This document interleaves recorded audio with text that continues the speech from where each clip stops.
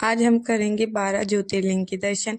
उसके साथ साथ एक और चीज़ है जो कि हम पशुपति भगवान के भी दर्शन करेंगे और शिव पार्वती की बड़ी सी मूर्ति के भी दर्शन करेंगे।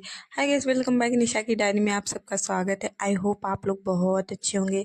तो हम लोग घूमने आए हुए थे और जगह का नाम आपको वीडियो के एंड में आप लोग खुद पढ़ लेना।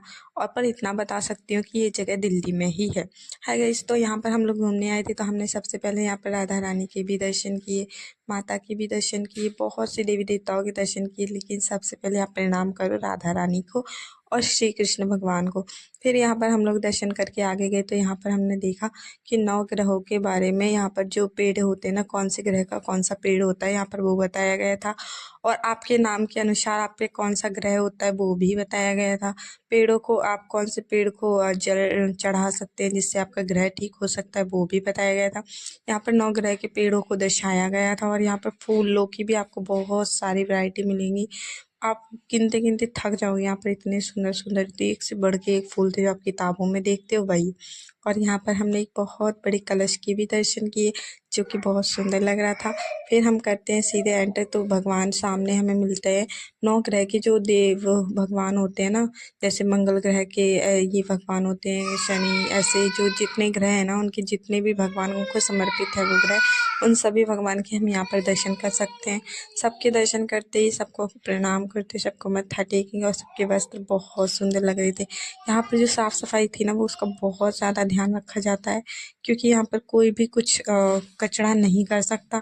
फिर हमने यहाँ पर हनुमान जी के भी दर्शन किए, मारुति नंदन के। फिर उनके दर्शन करके हम चले बाहर निकलते हैं। बाहर निकलते ही मैं सबको बाय करती हूँ। बाय करने के बाद हम एक और दर्शन करने चलेंगे, एक और मंदिर, क्योंकि ये जगह ना बहुत बड़ी थी, आप थक जाओगे दर्शन करते करते। ये भोले बाबा पार्वती के दर्शन किए। शिवाजी गेट खोल के अंदर जा रहा था, फिर मैंने मना कर दिया। फिर हमने यहाँ पर माता रानी के भी दर्शन किए जो कि बहुत सुंदर लग रही थी लाल वस्त्र में। माता रानी को बहुत कोटि कोटि प्रणाम मेरा। फिर राम लखन सीता मैया को, और यहाँ पर बजरंगबली उनके चरणों में हमेशा की तरह। फिर मैंने उन्हें भी प्रणाम किया, उनके चरणों पे मत्था टेका। फिर यहाँ पर हमने पार्वती मैया और शिव मैया के, शिव भगवान की बहुत बड़ी प्रतिमा के दर्शन किए। और यहीं पर वो आपको वैष्णो देवी की गुफा है जिसके अंदर हम 12 ज्योतिर्लिंग के भी दर्शन करेंगे। आपको बता दूं कि यहाँ पर पूजा और जल डालना मना है, क्योंकि आप यहाँ पर पूजा और जल नहीं डाल सकते, प्रसाद भी नहीं चढ़ा सकते। ये सब कुछ यहाँ के पंडित ही करते हैं, तो आपको मना है। मुझे पता नहीं था, तो मैंने जाते ही जो ज्योतिर्लिंग मुझे मिला था तो मैंने उनके दर्शन किए, उनको जल चढ़ाया, उनके मत्था टेका। फिर आगे जितने भी ज्योतिर्लिंग मुझे मिले मैंने उन्हें किसी को जल नहीं दिया, किसी को जल अर्पित नहीं किया, बस मत्था टेका, उन्हें प्रणाम किया। और आप लोग देखोगे ना, जितने भी ज्योतिर्लिंग है ना, उन जो ज्योतिर्लिंग है उनके मंदिर की प्रतिमा भी सामने आपको देखो मिल जाएगी। जैसे कि केदारनाथ भगवान है तो यहाँ पर उनका मंदिर आपको देखने को मिल जाएगा। तो उनके सामने ही उनके मंदिर की चित्र भी बना होता है जिसे आप देख सकते हो। और यहाँ पर पता है आपको, फूल कचरा कुछ भी करना 500 रुपये का जुर्माना है। तो आप यहाँ पर कचरा वचड़ा कुछ ना करें, फूल भी ना तोड़े अगर आप लोग घूमने आते हैं तो। लेकिन आप लोग यहाँ पर ज़रूर आना घूमने, आपको एंट्री यहाँ पर फ्री मिलती है, हमें भी फ्री थी। पर यहाँ पर ये है कि साफ़ सफाई का बहुत ध्यान रखा जाता है। आपको 12 ज्योतिर्लिंग के दर्शन करते ही सबके नाम भी लिखे होंगे, आप लोग नाम पढ़ लेना।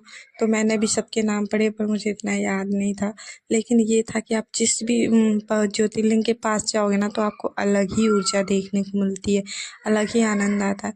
कुछ भी कहो, अगर आप यहाँ पर आते हो तो अपने आप को बहुत भाग्यशाली समझना, क्योंकि भगवान के कहते हैं ना, अगर आप मंदिर नहीं जाते हो, मंदिर के शिखर के भी आप दर्शन करते हो ना, तो भी आपको उतना ही पुण्य मिलता है, उतने ही भाग्यशाली होते हो। यहाँ पर हमने केदारनाथ के आगे जाके हमें कार्तिक भगवान मिले थे, तो हमने उन्हें प्रणाम किया। कार्तिक भगवान को प्रणाम करते ही फिर हमें एक और भगवान मिले, इनका नाम भी मैंने पढ़ा नहीं, सॉरी, ये कार्तिक थे, वो कुबेर भगवान थे, अब आया मुझे याद। तो हमने इन सबको प्रणाम करते हुए आगे बढ़े तो हमें एक और ज्योतिर्लिंग के दर्शन हुए, हमने उन्हें प्रणाम किया, उनका जल समर्पित किया। सबको प्रणाम करते करते हम आगे बढ़ गए। ये आपको गुफा है, पूरी वैष्णो देवी की गुफा बनाई हुई है, उसी के अंदर 12 ज्योतिर्लिंग के भी आपको दर्शन होते हैं। फिर हम लोग ज्योतिर्लिंग के दर्शन करते सीधे पहुंच जाते हैं पशुपति भगवान के दर्शन करने। तो एक बार सब लोग बोलो, पशुपति भगवान की जय, मेरे भोले बाबा दीनानाथ भंडारी की जय, करुणा के सागर की जय, आशुतोष भगवान की जय, पशुपति भगवान की जय। तो मैं भोले बाबा को बहुत मानती हूँ। तो मैं यहाँ पर जब आई थी ना तो मुझे आँखों में आँसू आ गए थे, क्योंकि मैं अपने आप को बहुत भाग्यशाली समझ रही थी। क्योंकि मुझे ऐसा लगता है मेरे भगवान कहीं भी मुझे दिख जाएँ तो अगर वो मुझे बुलाते हैं तो उनकी मर्ज़ी है। बाकी उनके दरबार पे जब मैं जाऊँगी तभी तो, अभी तो मैं सिर्फ लाइन में लगी हूँ। जब उनके असली घर जाऊँगी ना मैं, तब बहुत ज़्यादा अपने आप को धन्य धन्य समझूँगी, क्योंकि मैंने उनसे बोल रखा है वो मुझे एक ना एक दिन ज़रूर बुलाएँगे। अभी मैं लाइन में लगी हूँ, अपनी बारी का इंतज़ार करके हूँगी, ऐसे बोल के आई हूँ मैं भोले बाबा से, मुझे बुलाना ज़रूर। फिर वहाँ से निकलते ही आपको सामने ही नंदी भगवान की मूर्ति मिल जाती है, जो कि बहुत बड़ी है। फिर उनके पशुपति मंदिर के जस्ट नीचे ही आपको रंगोली बहुत सुंदर सुंदर मिलेंगी। और उनके थोड़े से आगे आते ही ना आपको यहाँ बड़ा सा शिवलिंग मिलेगा, जो कि रेड कलर का था। फिर हमने यहीं बैठ के पानी वानी भी पिया था। पानी वानी पी के हम लोग ने थोड़ा बैठा वहाँ पर, अच्छी हवा, अच्छी शांति मिल रही थी तो हम लोग बैठे। फिर शाम के टाइम यहाँ पर हवन होता है, डेली होता है। आप लोग आना, तो शाम को 4 बजे मंदिर खुलता है, 4 बजे ही आना। और आप लोग कमेंट में जय पशुपति भगवान की ज़रूर बोलना। और आश्रम का नाम है आनंद आश्रम, जहाँ आप लोग आ सकते हो, एंट्री फ्री है। बिल्कुल दर्शन करना अच्छे मन से, सबको फैमिली को लेके भी आ सकते हो। फिर घर आते ही मैंने रसगुल्ले खाए। आप लोग कमेंट करके बताना कि आज का ब्लॉग का बेस्ट पार्ट कौन सा था। बाय बाय, मिलते हैं नेक्स्ट ब्लॉग में, कमेंट जरूर कर।